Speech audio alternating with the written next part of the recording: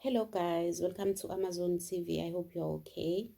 As guys, one day I wish skes discuss this problem of South Africans anikwa izindlu by government abaphiwa RDP houses and then take these houses and give it to illegal foreigners, sell it 10,000, 5,000 or renting it out. Some of these foreigners, they are not even paying them rent because they know that what they are doing is illegal. These South Africans are spoiling things for people, for the citizens of South Africa who are in serious, desperately need these houses. So you see, like this man we are about to watch here, he was given a house and gave it to someone. Let's watch. Begala ngikhulela ngumntwana walapha ekhaya ngikhuliswe khona lapha ngisebenzile khona lapha lalela ngisebenzile khona lapha namanye ngithathe khona lapha wena ufika after 50 years uzontshela ukuthi enkantolo mina la angithi sajela nguza wena nenkantolo nifanele nimbhadale sikubhadale yes no into efuna sizokhopha lo and nifanele lalela wena uphila ngajele futhi that's why you belong yona le jele ngiyayifuna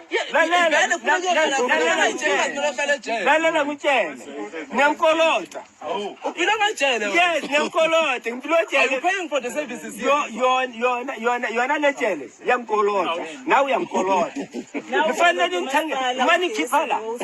mani khipha la nifanele niphume nidinge indawo nithengele indawo niyakhele ngizohlala nefamily yami and then mani niqedile ukwakha indlu nifake amanzi no lalela ngiqeda ukuqala la ngizokuphathana ufake electricity ufake amanzi and then nabantu ababathanda njengomuntu and then from there every person belongs to me umubhadale 50,000 then stop simple le iyaphinde sokunikeza yona iwani nje sokunikeza yona isele Sun City that's the only house Sun City into yamuntu noma ubani namanje now that's the only house we are going to give to you because why check the property you invite people you are consuming services for free uyabhadalela lo muntu atshotshile abamithami kusho ukuthi uthungwe yini yena zomphathela la khona la masambe nginibonisa yebo mfethu sibophe nomuntu masambe nginibonisa yebo mfethu sibophe nomuntu. So you see how we are abusing our own system as the citizens of this country. I know we have a government ongenandaba owenza izinto ngendlela yakhe or corrupt and all this, but we have people like MMC uMlungisi Mabaso who are trying their best to make sure ukuthi South Africans are treated as human beings, ukuthi sithole izindlu, sithole izinto ezosiza. But sometimes we are destroying these things by our own hands and spoiling these people like this man.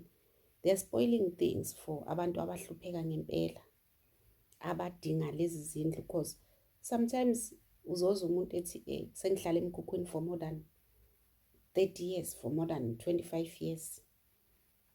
They are not getting izindlu zitholwa abantu abafana nalo baba abazosithatha bezithengise or renting it out, then behambe beyohijacka ama-properties somewhere, taking advantage of their own country. Okay, foreigners are doing these things of hijacking, but why are we doing the same thing, helping the government, helping these people to destroy our own country, the country of our own children, of our next generations? How can you see a foreigner doing a wrong thing, then you come and do the same thing, and then you come and justify to say, oh no, what are we going to do because everyone is doing the same thing? Even people from outside are doing the same thing. We as the citizens are supposed to be fighting these wrong things that are done by abantu ababuya ngaphandle, condemning what they are doing to destroy our country. Not to say, how ngathi bevumela even ama-foreign kuthi wenze nathi siyakwenza. We must be there as patriots to defend and to fight for our country, not the other way around. I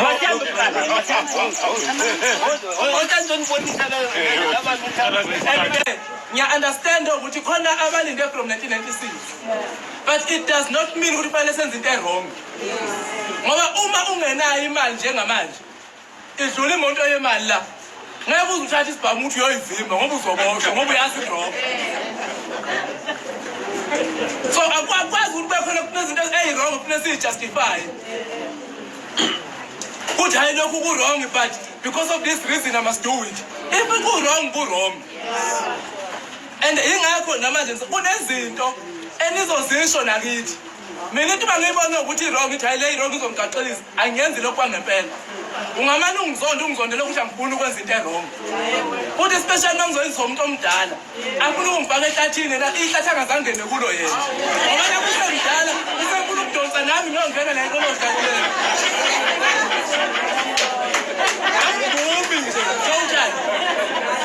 Angivumi nje total into mayi-wrong i-wrong.